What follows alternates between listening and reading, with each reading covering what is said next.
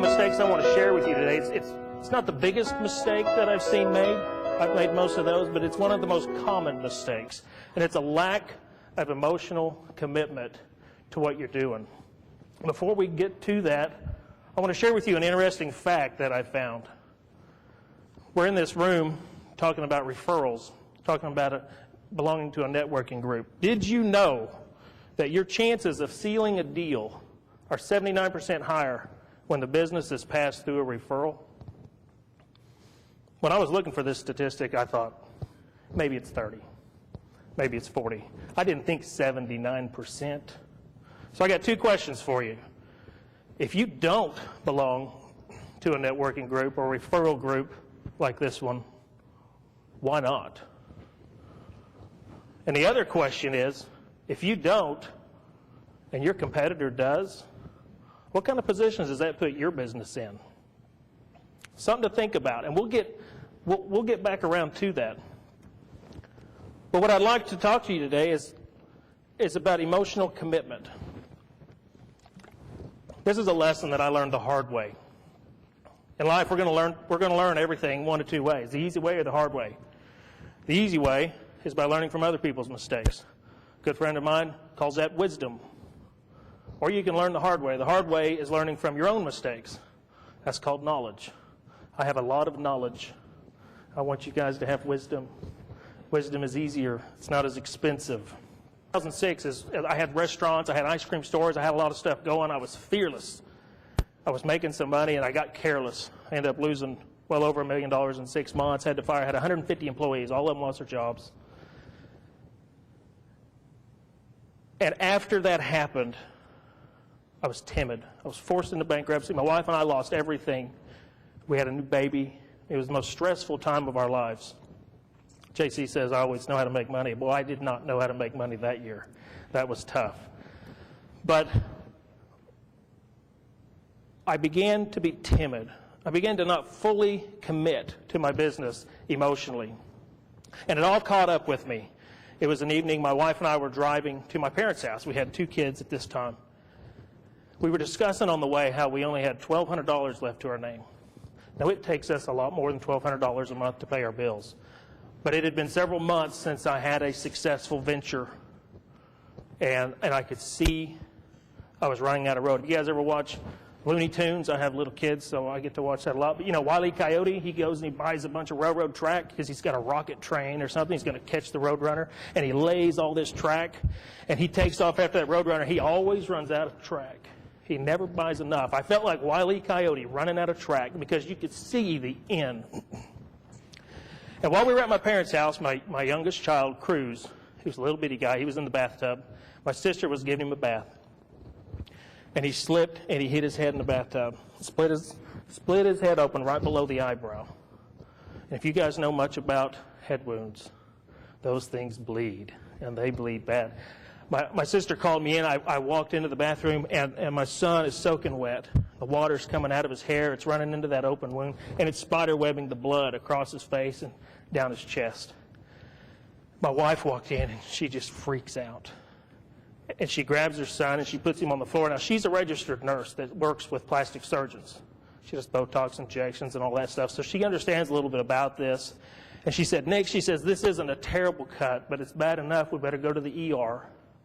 And we better get a plastic surgeon to stitch this up. Of course, I'm thinking ER, plastic surgeon. We have $1,200 to our name. She says, if we don't, he's going to have a bad scar. And I'm like, chicks dig scars.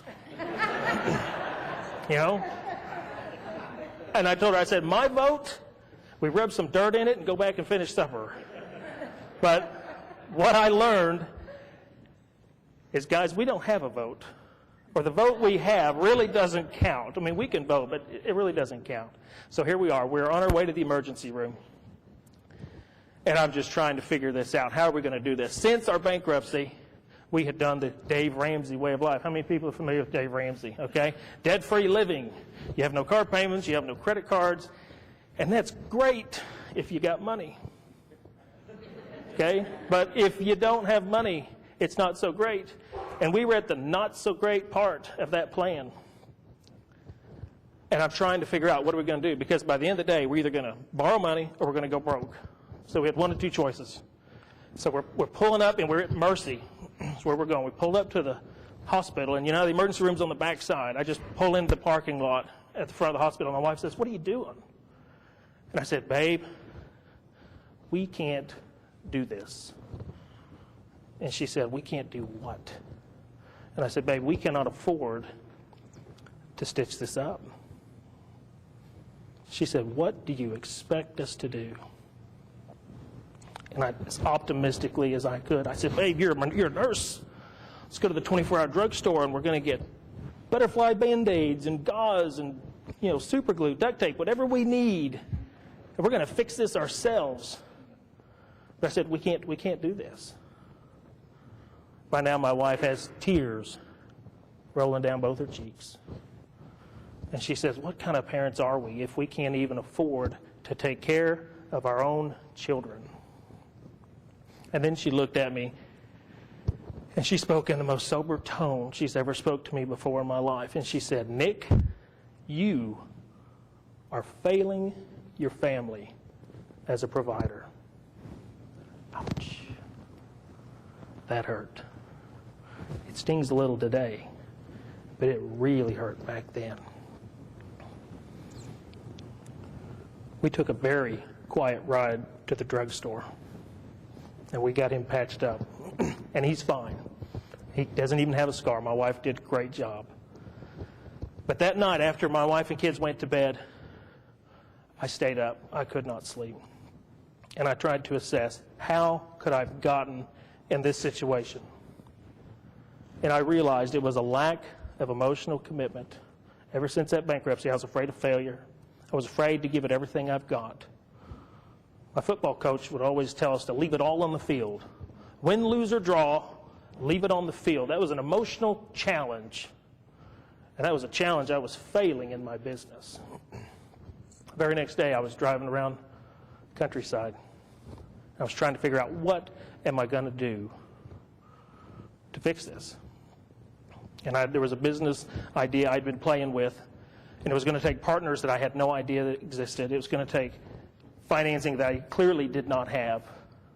But that night, I drew a line in the sand, and I said, "No more. From this day forward, I'm all in. I'm not riding the fence anymore. I don't care if I win, lose, or draw. I'm going to give it everything I've got. And at the end of the day, we're going to see what happens and see how it all plays out. And if it's a success, it's a success. And if it's a failure, it's a failure. But at least I'll know." And I got into that business. And over the next 100 days, my partners and I created a phenomenal income. Phenomenal income. But I'd never worked harder in my life. And I'd never been more creative than I was during the course of that business, because I had no choice. I was all in. Everything I've done since that point, I've been all in. My speaking business, I'm all in. I give it everything I've got, because I don't think we're going to benefit if we ride that fence. I'd given a talk similar to this a while back. Typically, my wife is not in the audience. She doesn't like to hear me speak because she does not like my stories. But she heard me this time, and she said, we were going home, she said, "Nick," she said, "I wish you wouldn't tell that story." And I was like, what story? I'd told a lot of stories. I said, "What story?" She said, "That story about Cruz and his cut." And I said, "Babe," I said, "that's one of my best stories." I said, "That story's in my book." I said, "I actually start the book with that story." I said, "If you didn't want me to tell that story, now it's a little late."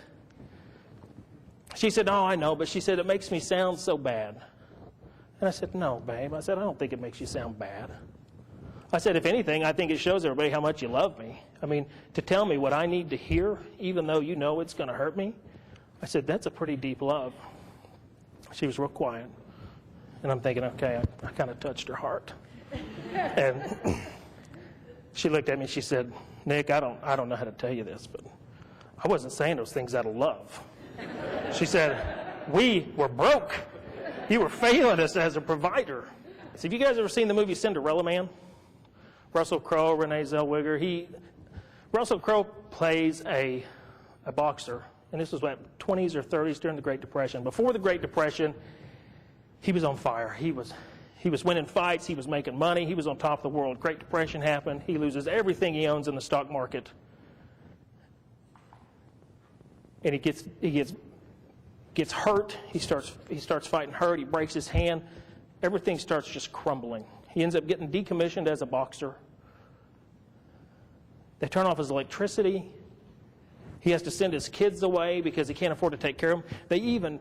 Even the milkman cuts him off. And things are bad when the milkman cuts you off. And then what happened? He got a second chance. One of the contenders, his opponent couldn't fight.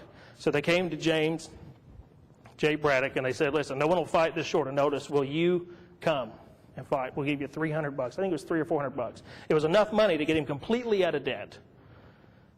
He said, absolutely. He hadn't trained. He was out of shape. He hadn't been in a ring forever.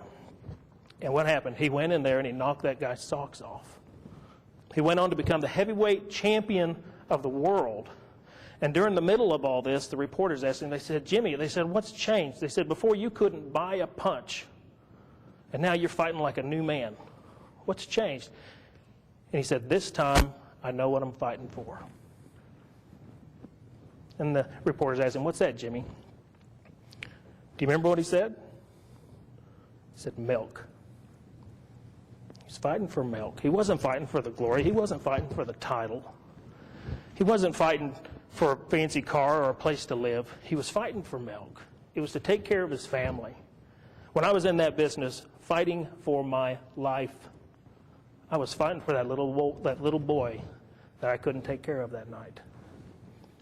And I pity any fool who tried to stand in my way as I pushed through that business. I was so determined, you couldn't stop me.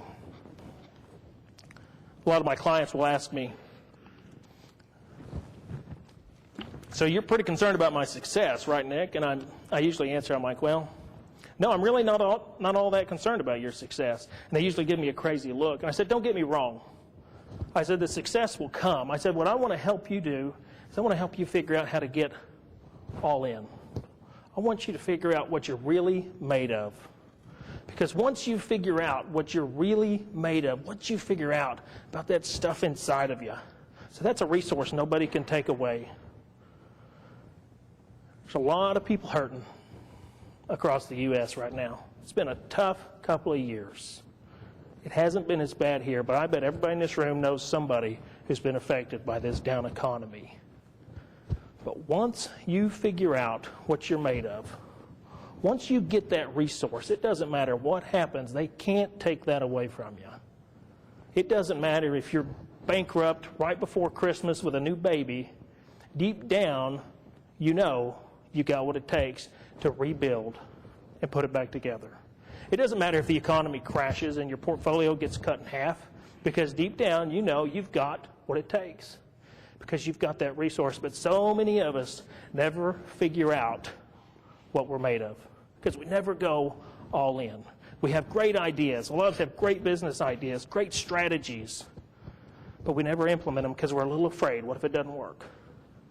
Who cares? Get in there and give it everything you've got. Win, lose, or draw. Maybe it'll work, maybe it won't. Joining a networking group like this may be a small thing, but don't say, what if 10 years from now? What if that crazy guy on stage at that networking group was right? What if I should have just put it all in and just started implementing the ideas I had? What if I should have hired that new person in my office to take some of the work from me? I wonder what that would have changed, how that would have changed my business. What if I would have joined a networking group, started getting some referrals? I wonder if that would have been the difference between success and failure. We've got a lot of choices to make as a business owner. One thing I want you to never have to do is say, what if? Just don't look back. Leave it all on the field. Get in your business and just fully commit to what you're doing.